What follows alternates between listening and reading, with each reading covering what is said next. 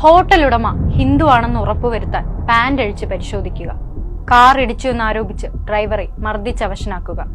റോഡുകളിലും ഹോട്ടലുകളിൽ കയറിയും ആളുകളെ മർദ്ദിക്കുകയും അവരുടെ പണം മോഷ്ടിക്കുകയും ചെയ്യുക.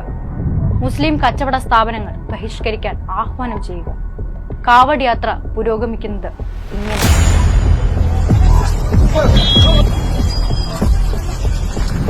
ഭക്തിയുടെ മറവിൽ ഹിന്ദുത്വർ സംരക്ഷണം ഒരുക്കുമെന്ന ധൈര്യത്തിൽ കാവഡ് യാത്രാ സംഘം ആക്രമണങ്ങൾ അഴിച്ചുവിടുകയാണ്, ഭയം വിതറുകയാണ്. കാവഡ് യാത്ര കടന്നുപോകുന്ന വഴികളിൽ പ്രവർത്തിക്കുന്ന അറവശാലകൾ അടപ്പിക്കുക. യാത്ര കടന്നുപോകുന്ന വഴികളിലെ ഭക്ഷണശാലകളിൽ സ്ഥാപനത്തിന്റെ ഉടമയുടെ പേരും മതവും തിരിച്ചറിയാൻ പാകത്തിൽ QR കോഡുകൾ സ്ഥാപിക്കുക തുടങ്ങി എല്ലാ വിധത്തിലുമുള്ള സഹായങ്ങൾ UP സർക്കാരിൽ നിന്ന് ഈ സംഘത്തിന് കിട്ടുന്നുണ്ട്.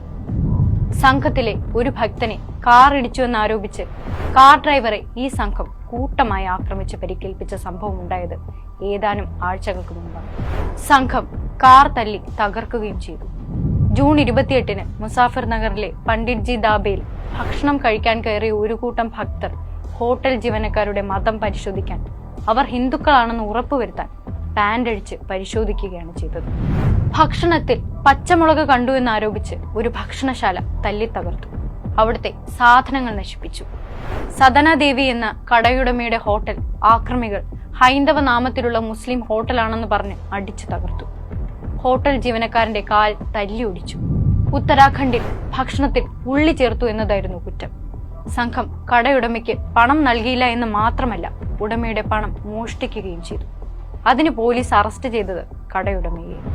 താജ്മഹൽ എന്ന ഹോട്ടൽ ജീവനക്കാരന് സ്വന്തം രക്ഷയ്ക്കായി കടയുടമയുടെ നിർദ്ദേശപ്രകാരം ഗോപാൽ എന്ന പേര് സ്വീകരിക്കേണ്ടി വന്നു.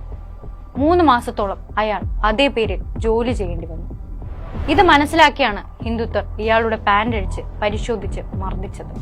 സമാധാനപരമായ യാത്രയെന്ന് ഹിന്ദുത്വർ വ്യാഖ്യാനിക്കുന്ന ഗോദി മാധ്യമങ്ങൾ വെള്ളപൂശുന്ന കാവഡ് യാത്രയിൽ ഭക്തരെന്ന് സ്വയം വിശേഷിപ്പിക്കുന്ന ചിലർ ഭക്തിയുടെ മറവിൽ ചെയ്തു കൂട്ടുന്ന അതിക്രമങ്ങൾ സാമൂഹ്യ ജീവിതത്തിന് തന്നെ വലിയ വെല്ലുവിളി ഉയർത്തുന്നുണ്ട്. 2024-നും 2025-നും ഇടയിൽ ഉത്തർപ്രദേശ്, ഉത്തരാഖണ്ഡ്, ഡൽഹി തുടങ്ങിയ സംസ്ഥാനങ്ങളിൽ കാവഡ് യാത്രാ സംഘം അഴിച്ചുവിട്ട നിരവധി അക്രമ സംഭവങ്ങൾ ആശങ്കയുണ്ടാക്കുന്നതാണ്. ചെറിയ തർക്കങ്ങൾ പോലും വലിയ അക്രമങ്ങളാക്കി തീർക്കുന്നു.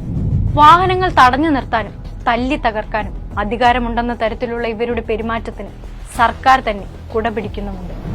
മുസ്ലിങ്ങൾ നടത്തുന്ന വ്യാപാര സ്ഥാപനങ്ങൾ ബഹിഷ്കരിക്കുകയും അവരുടെ കച്ചവട സ്ഥാപനങ്ങളെ അടിച്ചു തകർക്കുകയും ചെയ്തുകൊണ്ട് കാവഡ് യാത്ര കടന്നു പോകുമ്പോൾ ഭരണകൂടത്തിന് നാവില്ല.